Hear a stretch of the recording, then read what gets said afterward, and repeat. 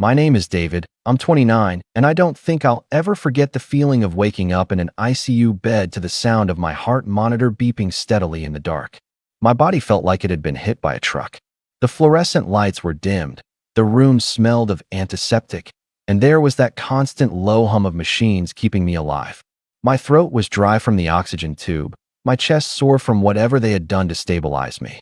I blinked a few times, trying to piece together how I even got there. The last thing I remembered was collapsing in my apartment after ignoring what I thought was just a bad flu. Turns out, it was pneumonia, severe enough to almost kill me. When the nurse saw I was awake, she smiled gently and asked if I wanted her to call someone. I nodded, expecting that by now someone from my family would have noticed I'd been missing for a day. I gave her my dad's number, and she left the room for a minute. When she came back, she hesitated for a second before saying, "No one picked up, but I left a message." I thanked her and tried not to let the sting settle too deeply. My dad was usually busy, sure, but he had his phone glued to his hand. My mom too. My younger sister, Emma, was constantly posting on social media. I figured maybe I'd wake up to a flood of messages. But hours passed. Then a full day. Not a single call. Not even a text asking if I was okay. It's funny how fast that can mess with your head. When you're alone in a hospital bed, you have nothing to do but think about every choice, every relationship, every time you've been there for people who can't be bothered to show up for you now. I thought about all the times I'd lent Emma money when she was short on rent, the times I drove 3 hours to help my parents when their car broke down, or how I dropped everything to watch the dog when they wanted a weekend getaway. And now silence. On the third day, just as I was starting to feel strong enough to sit up without feeling dizzy, my phone buzzed. My heart actually leapt for a moment. Finally, someone must have noticed I was gone. But when I unlocked my screen, it wasn't a call. It wasn't even a "how are you?" It was a single text from my dad that read, "We need $50,000 for your sister's wedding. Send it this week." I stared at the screen, my chest tightening, not from pneumonia this time, but from anger. Not even a "hope you're doing okay," after 3 days of radio silence. "No, we heard you were in the hospital. What happened?" Just a demand for money like I was an ATM. I could practically hear his voice in my head, the tone he always used that made it sound like he wasn't asking, he was telling. I didn't reply right away. I just put the phone down and stared at the ceiling, letting the anger simmer. I remembered every time my parents had made me feel like my worth was tied to what I could provide for them. Every birthday that was ignored because Emma had some drama they had to handle instead. Every time I was told, "You're the oldest, you should help out more."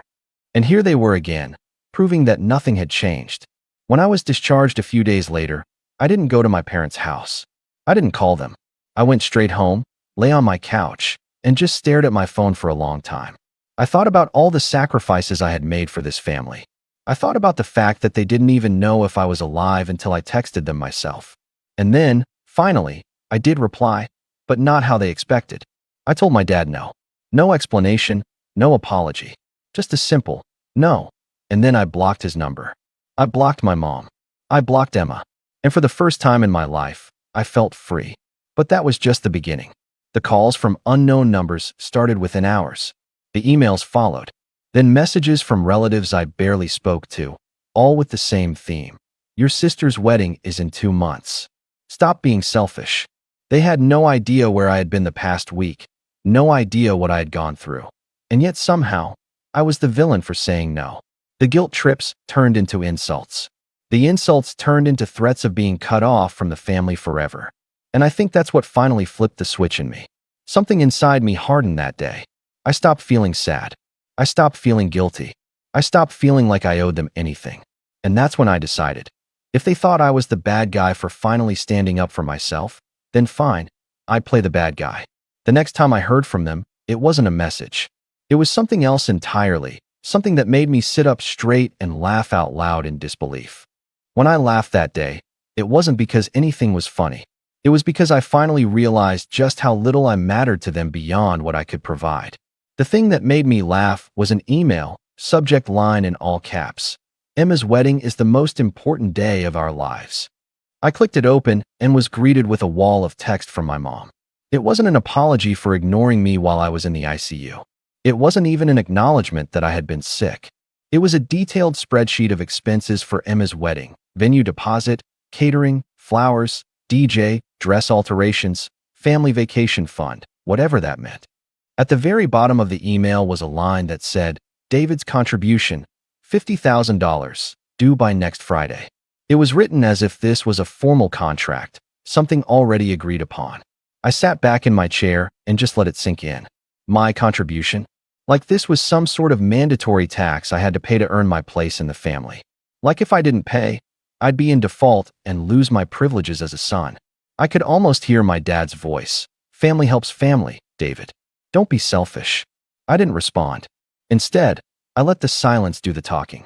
Days passed, and that silence must have driven them insane because soon I started getting group texts with my mom, dad, and Emma all together. Emma chimed in first. David, you're seriously stressing mom out. Can you just send the money so we can move forward with planning? My mom followed up. Your sister deserves this. She's waited her whole life for this day. You make more than enough to help. Then my dad. I already told the venue we have the money. Don't embarrass us. Embarrass them. That word stuck with me. I almost died a week ago, and they were worried about embarrassment. When I didn't reply to the group chat, Emma decided to take it to social media. I woke up one morning to find she had posted a long paragraph on Instagram, accompanied by a picture of her in a wedding dress. The caption read, "So excited for our big day? Sad that certain family members are making it about themselves and refusing to help out like they promised. It hurts when the people you love don't show up for you." She didn't name me, but everyone knew who she meant. Mutual friends started DMing me, asking if everything was okay, telling me I should just be the bigger person and don't ruin your sister's wedding over money. It was surreal.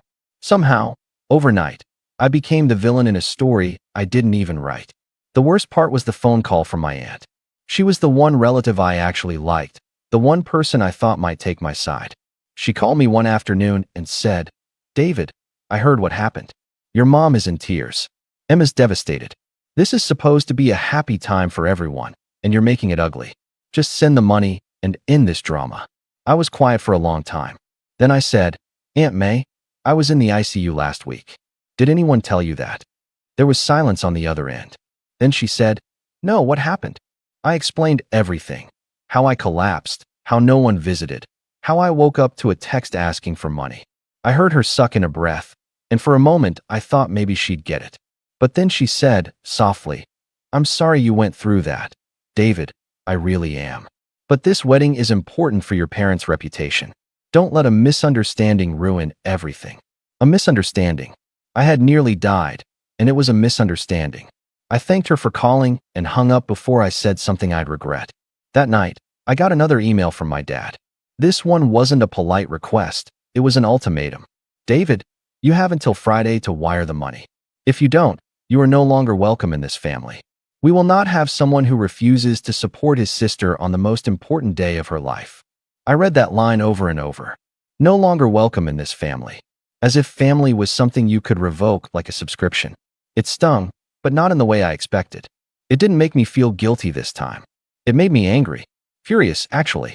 Because the truth was, this wasn't about the wedding. It never was. This was about control. My parents had always used guilt to get their way. When I was a teenager, they made me give up a scholarship to a college out of state because family comes first. When Emma wanted to go on a trip to Europe and couldn't afford it, they told me to lend her the money because you're the responsible one. When I bought my first house, they convinced me to let Emma live there rent-free until she got on her feet, which ended up being 2 years. And every time I tried to say no, I was met with the same line. After everything we've done for you, this is how you repay us? I realized I'd been playing their game my whole life. And I was done. The next day, I made a point of posting on my own social media. A simple picture of me sitting on my couch with my dog, smiling, looking healthy again. The caption, sometimes you have to lose everything to find peace. Surround yourself with people who care about you, not just what you can do for them. I didn't mention names.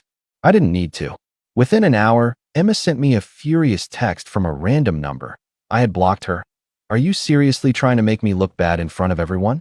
Grow up, David. You're pathetic. I didn't reply. That weekend, I got an invitation in the mail for Emma's engagement party. It was printed on thick, expensive cardstock, the kind you know cost a fortune. The invite read, Please join us for an evening of celebration. Formal attire required. At the bottom, in handwriting that I recognized as my mom's, were the words, "We expect to see you there. Bring your checkbook." That was the moment something inside me snapped. I didn't cry. I didn't yell. I didn't even feel sad anymore. I just felt this cold, focused clarity. They weren't going to stop until I gave them what they wanted. And I wasn't going to give it to them. Not only that, I decided they were going to regret ever trying to force me. So I made a plan. But before I could put it into action, something happened that raised the stakes even higher, something that showed me just how far they were willing to go to get what they wanted. The day of Emma's engagement party came and went, and true to my word, I didn't show up. I stayed home, cooked myself dinner, and watched a movie. For the first time in weeks, I felt calm. I thought maybe that would be the end of it.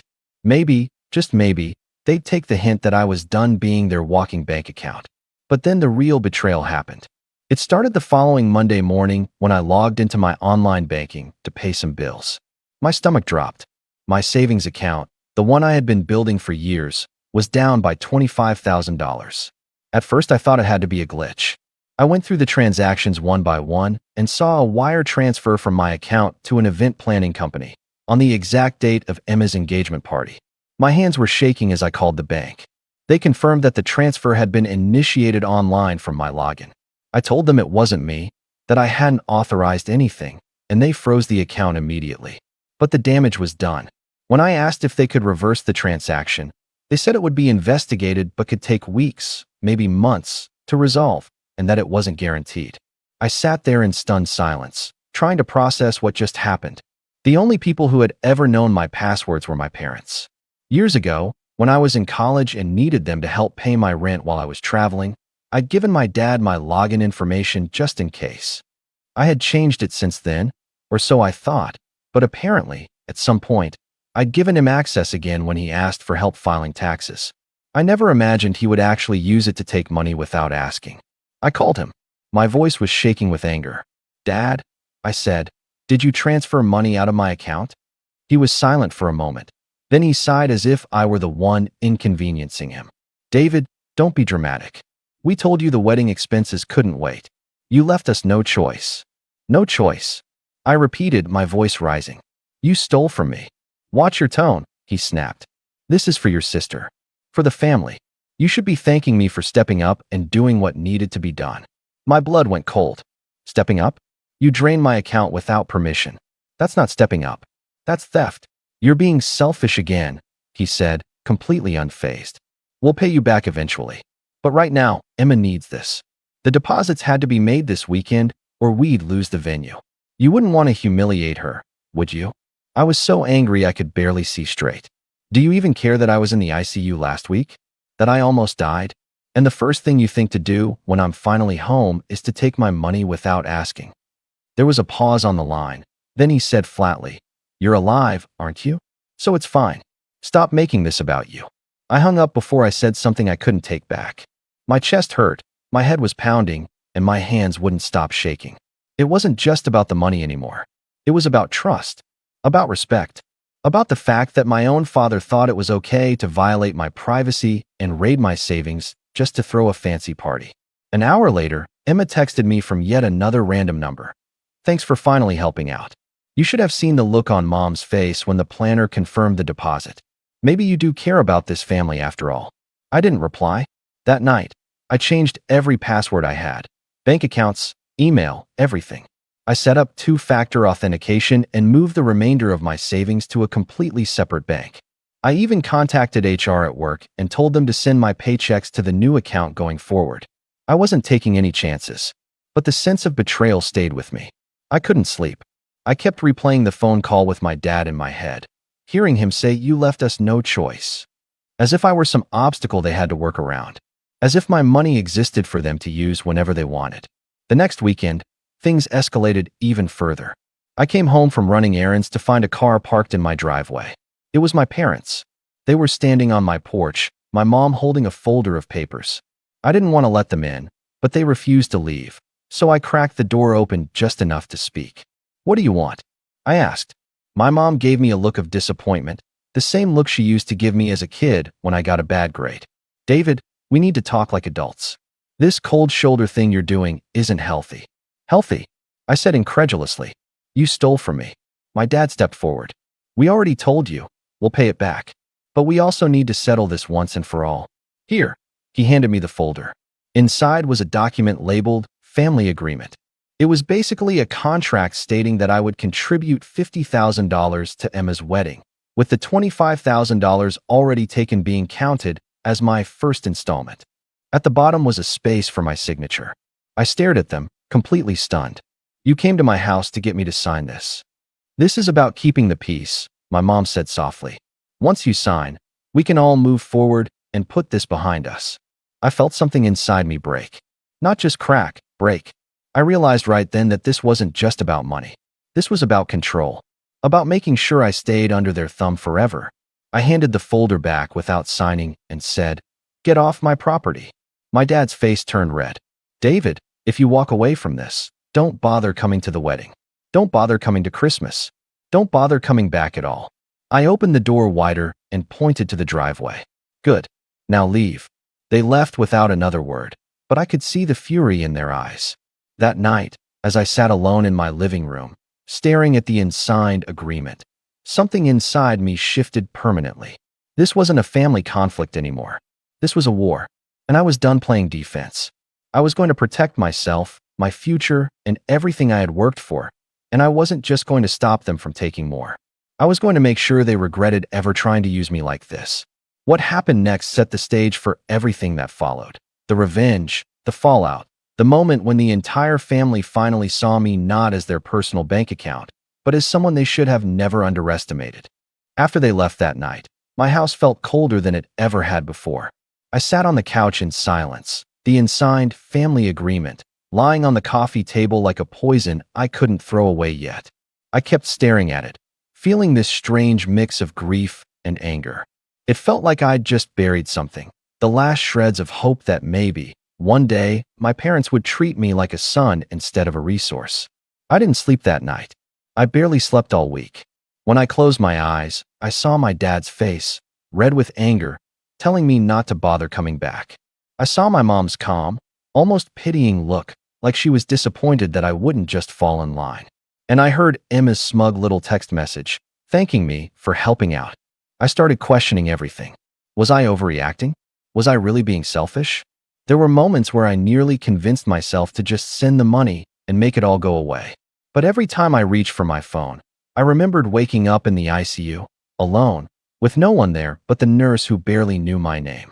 That memory kept me grounded. It reminded me that this wasn't just a disagreement over a wedding. This was a pattern, one that had gone unchecked for too long. Still, the silence was brutal. I hadn't realized how much of my daily life involved my family until it was gone. No texts from my mom about family dinners. No calls from my dad to check in, which usually meant ask for something. No random pictures from Emma showing off a new dress or a meal she'd made. It was like someone had pressed mute on an entire part of my life. And my so-called friends? They didn't exactly make things better. A few of them reached out, mostly to tell me I should just let it go, or family is family. One even said, "You know Emma's wedding is once in a lifetime, right? You can always make more money." I stopped replying to messages after that. For a while, I let myself sink into that low place. I went to work, came home, and didn't do much else. I stopped cooking, stopped cleaning, stopped going to the gym. The house was quiet, but not in a peaceful way, in a hollow, suffocating way. I caught myself sitting in the dark more nights than I'd like to admit, just staring at the wall and wondering if maybe they were right about me. But slowly, quietly, something started to shift. Maybe it was the quiet itself. Maybe it was the fact that for the first time in years, no one was calling me with a new emergency to solve. Maybe it was just the clarity that comes when you've got nothing left to lose. One night, I got up, turned on every light in the house, and started cleaning. I scrubbed the kitchen counters, vacuumed the living room, organized the piles of unopened mail. It wasn't about the mess. It was about reclaiming something, my space, my time, my life. When I finished, I sat back down on the couch, looked at the family agreement, one last time, and tore it in half. Then I tore it again, and again, until it was nothing but confetti scattered across my coffee table. I took a deep breath. That was the night I decided I wasn't going to keep playing defense anymore.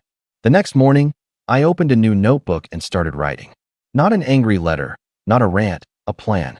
I listed every account my parents might still have access to, every joint obligation I'd ever agreed to with them, every way they could possibly reach into my life and pull the rug out from under me again.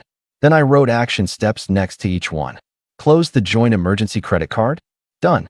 Remove my dad as the emergency contact at work? Done. Transfer my investments to a new brokerage they didn't know about? Done. I started thinking further ahead too. If they were willing to take $25,000 without asking, what else might they try? Could they show up at my house again? Could they try to manipulate relatives into harassing me? Could they even try to take legal action if I refused to pay? So I made another list, people I needed to talk to. HR, to make sure all my personal info was locked down. The bank, to flag my accounts for any suspicious activity. A lawyer, just in case I needed one down the road. It wasn't just about protecting my money anymore. It was about protecting my peace of mind. But even as I was putting these pieces in place, there was still this gnawing ache inside me. The part of me that wanted someone, anyone, to say, "We were wrong. We're sorry. We care about you more than we care about a wedding."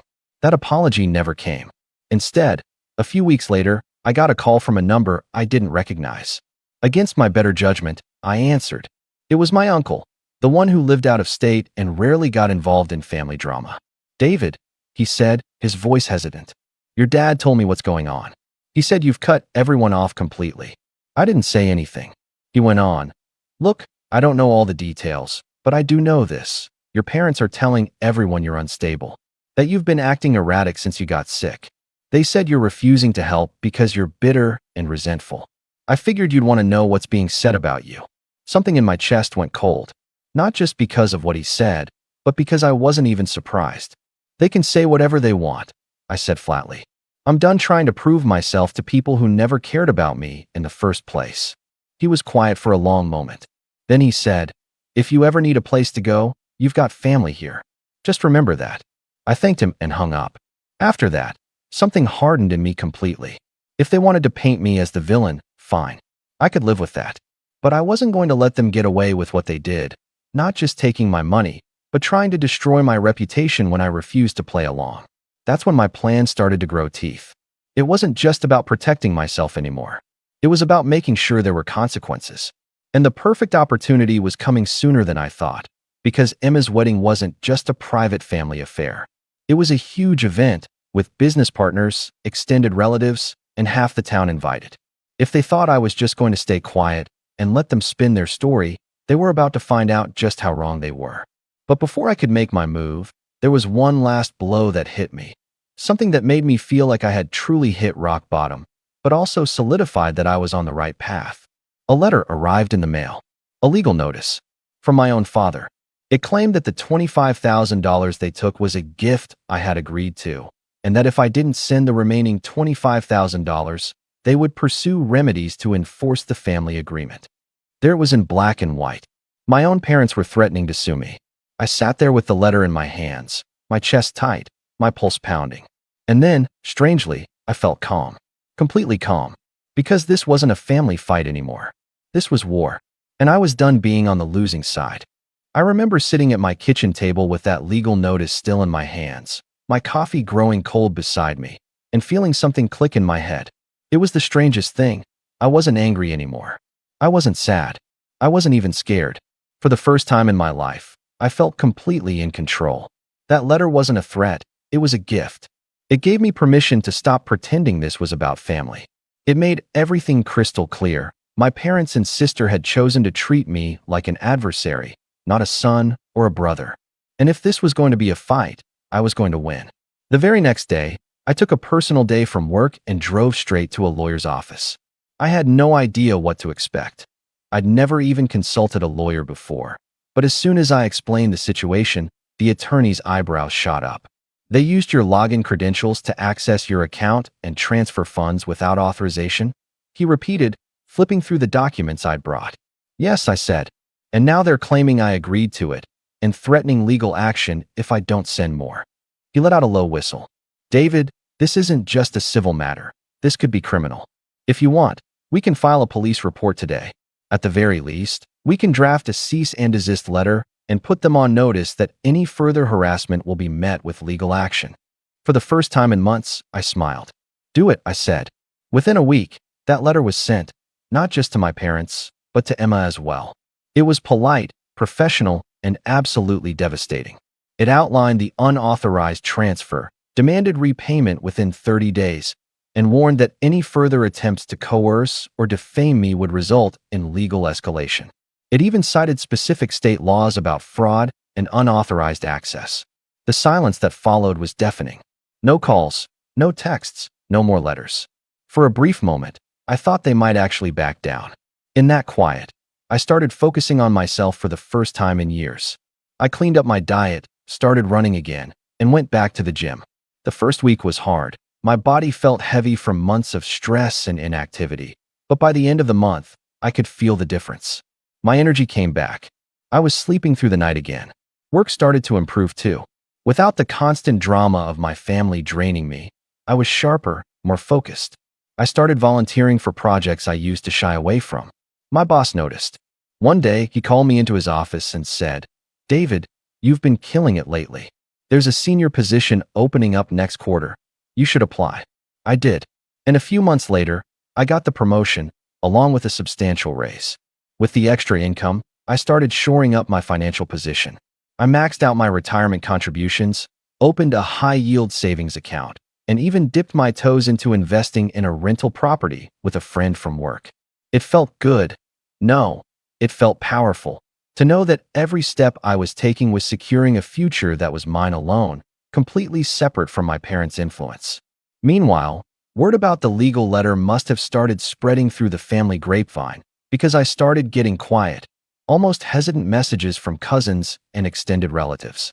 Some of them wanted to hear my side of the story. Others just wanted to check in. A few admitted they'd been told I'd gone off the deep end, but now they were starting to wonder if maybe there was more to the story. I didn't badmouth my parents or Emma. I didn't need to. I just told the truth. That I'd been in the ICU, that no one came, that my account had been drained without my consent. And then I let them sit with that information. The tide started to turn. I noticed that Emma stopped tagging certain relatives in her wedding planning posts. My mom's Facebook activity went suspiciously quiet. Even my dad, who usually couldn't resist sending long family updates, stopped posting altogether. It was like watching a ship slowly start to list to one side.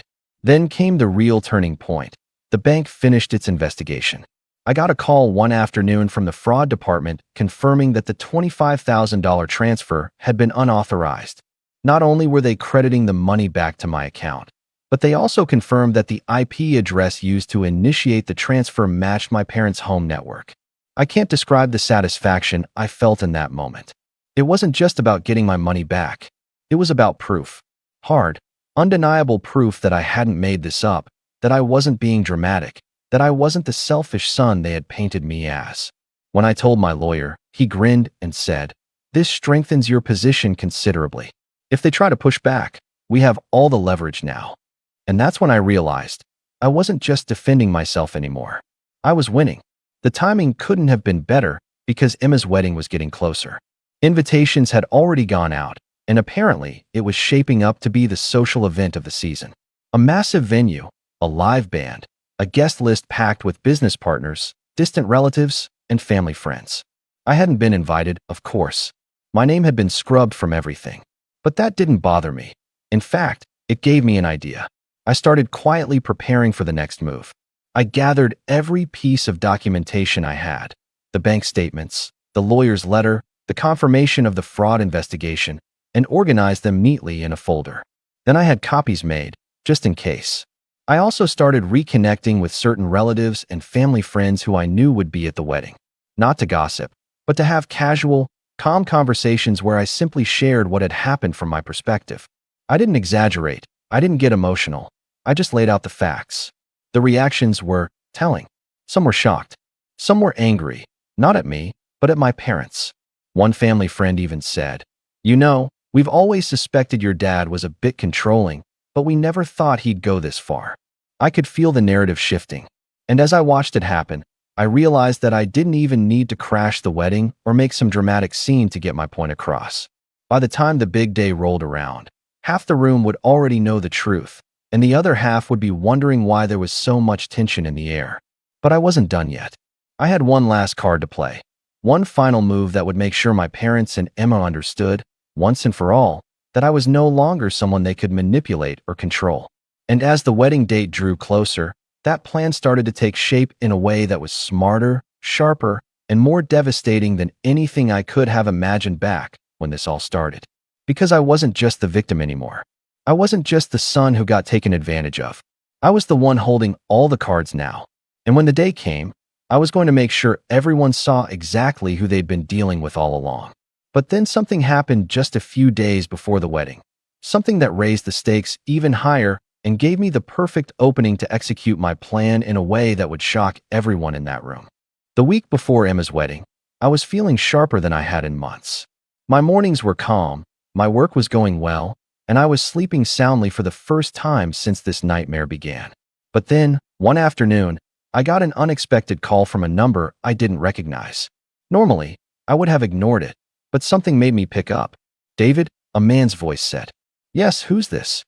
"This is Daniel from the event planning company," he said, his tone cautious. "I'm sorry to bother you, but I wanted to confirm a detail for the wedding invoice. You're listed as the primary contact for payment on the final balance. We've received partial payment, but there's still $35,000 outstanding. Can I get confirmation that will be wired by Thursday?" I almost laughed. Not out of humor, out of disbelief. "Wait," I said, "you're telling me my name is on the payment contract?" "Yes," Daniel said. "Signed by your father, but under your name. Is that incorrect?" It was like the air went still around me. I asked him to send me a copy of the signed contract. He hesitated, probably wondering if he was about to step into some messy family drama, but eventually agreed.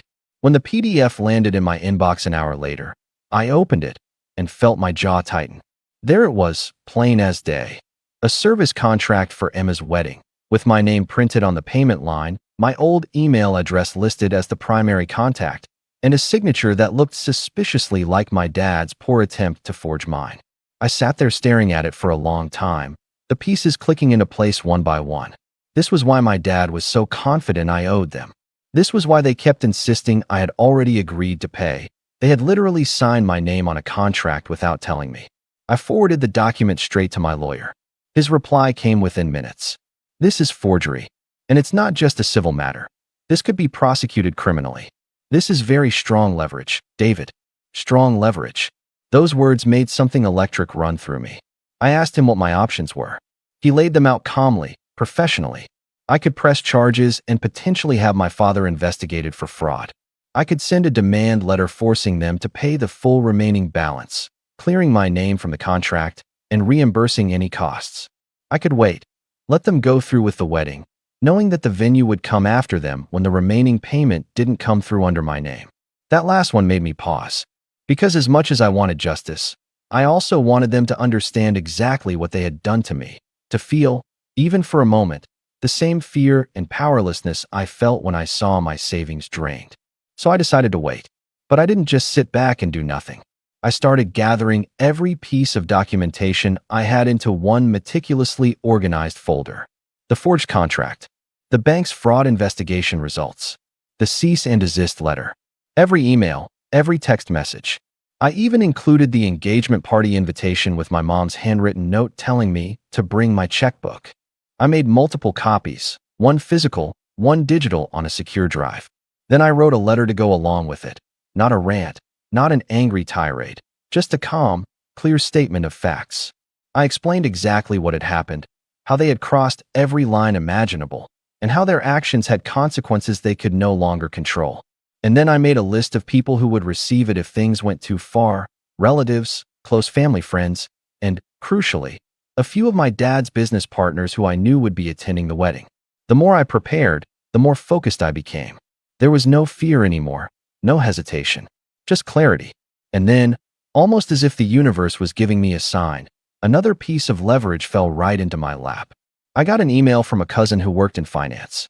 He'd heard whispers that my parents were in more financial trouble than they were letting on. Apparently, they'd taken out a home equity loan last year and were behind on payments. The wedding wasn't just about Emma's big day, it was about appearances. They were using this event to keep up the image that everything was fine, that the family was thriving. Suddenly, everything made sense. The pressure, the desperation, the lengths they were willing to go to. They weren't just trying to control me. They were trying to use me to save face. And that was when the shape of my plan fully came together. I wasn't going to just confront them privately. I wasn't going to yell, scream, or beg. I was going to let them walk into that wedding day believing they'd won, believing they had forced me into silence.